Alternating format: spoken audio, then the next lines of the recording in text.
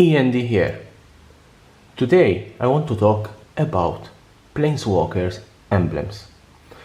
Planeswalker emblems usually represent the last ability of a particular Planeswalker card. They are usually the most powerful spell that a Planeswalker can cast, and for the majority of the times it's a win condition.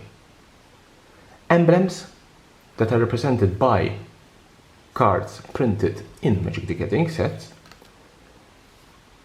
These cards, they are not permanent. The emblem represents an ability that a Planeswalker casts on the game, and these are not permanent. That means that whenever this guy is in play and you manage to put his -8 and you get an emblem, the Teferi emblem, whenever you draw a card, exile target permanent and opponent controls, that means that whenever this creature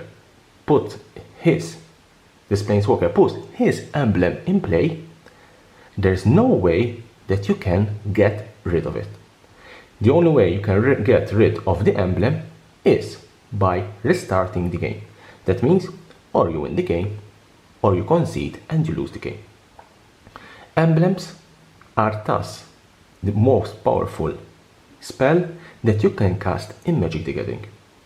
Obviously, Planeswalker emblems, they are quite difficult to cast. This is why it's the ultimate of every Planeswalker. Even though it is difficult to cast, we see a lot of emblems in competitive play. Competitive or fun play, there's no difference. The difference, you manage to put an emblem in play. As I said, an emblem is indestructible. You cannot get rid of an emblem, and these are the rules for Magic the Gathering when it comes to emblems. But now we have a little bit of change in the game. We will have War of the Spark, a set which will focus on Planeswalker, a set that will definitely have Planeswalker that their ultimate will make an emblem, and therefore I am thinking that War of the Spark will have a spell that can get rid of emblems. Yes, you heard me well. I am predicting, I'm not sure, obviously I don't have an insight, this is only a discussion. I'm thinking that if you have a set that will focus on Planeswalker, then you will have spells in that set that will get rid of Planeswalker, like for example Vraska Contempt, like Assassin's Trophy, but also I'm predicting that the set will have an emblem removal spell. At this stage I don't know if it will be a Sorcerer of Instant, but I think an 80% that the set will have an emblem removal spell. As I said, the rules for emblems in Magic the Gathering states clearly that emblems cannot be destroyed, cannot be removed, cannot be exiled. But we have to remember that we play this game, Magic the Gathering, and Magic the Gathering is a game that can have cards that change rules.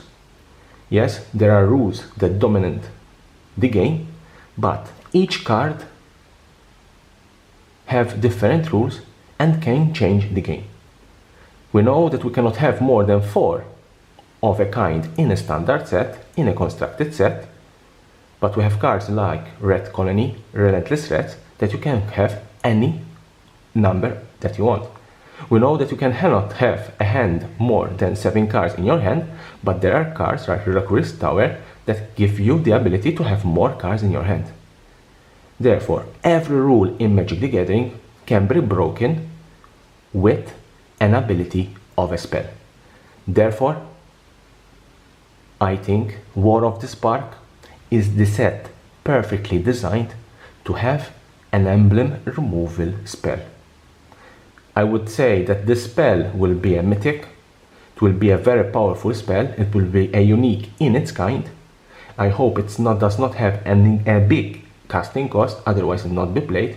But if it will have a balanced casting cost, then you can get rid of the fairy emblem that is so annoying. Stay tuned to this channel for more news, for more insights about Magic the Gathering and the collectible world.